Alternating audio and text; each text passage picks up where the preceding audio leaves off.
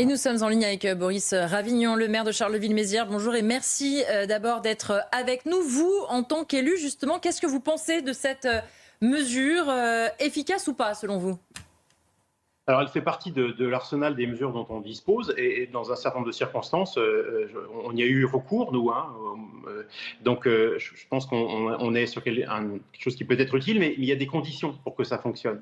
La première des conditions, déjà, c'est qu'on sache mobiliser vraiment les ressources pour le faire appliquer. Parce qu'il n'y a rien de pire dans notre pays que de proclamer une interdiction et qu'elle ne soit pas respectée et qu'elle soit bafouée régulièrement. Alors ça crée vraiment de l'impunité et c'est assez vite tout à fait contre-productif. Donc il faut, en fonction du nombre de personnes qu'on sait qu'on va devoir traiter, eh bien, vraiment au minimum avoir une alliance extrêmement forte des forces de police municipale, de police nationale, parce que c'est très consommateur en énergie et en temps d'interpeller, le cas échéant, donc les mineurs qui viendraient à contrevenir au couvre-feu et de les ramener chez eux. Et puis il y a un autre sujet qu'il faut quand même jamais oublier, c'est que quand on a un couvre-feu, on est généralement sur un arrêté municipal, et les arrêtés municipaux, eh bien, quand ils sont violés, ça donne lieu à des amendes de 38 euros. 38 euros. Et donc, on est sur quelque chose d'extrêmement faible, je crois, voire même assez dérisoire et finalement peu dissuasif, surtout quand on tient compte du fait que dans un très grand nombre de cas, ces amendes ne sont in fine pas recouvrées. Donc je crois qu'il y a aujourd'hui, si on veut effectivement pousser cette solution, qu'elle puisse appartenir vraiment à la gamme de celles que les maires peuvent mettre en œuvre quand ils ont une vraie difficulté sur un quartier, sur une zone, eh bien, va falloir améliorer à la fois la coordination, la mobilisation des moyens, et puis pouvoir avoir des amendes qui tapent un tout petit peu plus fort, sans quoi on n'aura pas d'effet dissuasif.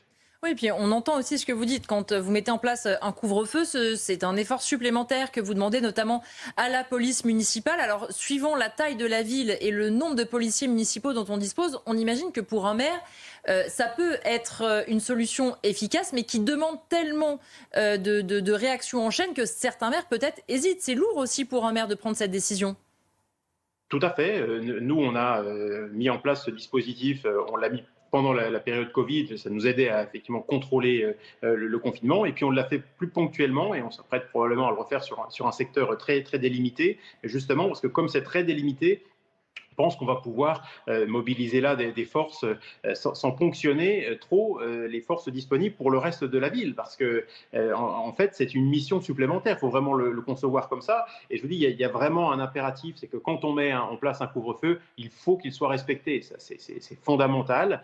Alors après, collègue de Viry-Châtillon qui disait que ça replace les parents aussi devant leurs responsabilités. Oui, je crois qu'on a aussi besoin de mesures de ce type qui rappellent qu'être parent, c'est avoir des droits. On a potentiellement le droit d'être aidé. On est aidé généralement par la caisse d'allocation familiale, mais on a aussi un certain nombre de devoirs. Dont celui de scolariser les enfants et de s'impliquer dans l'éducation et d'éviter qu'ils traînent les rues à des heures où ils peuvent commettre des bêtises ou être mis eux-mêmes en danger.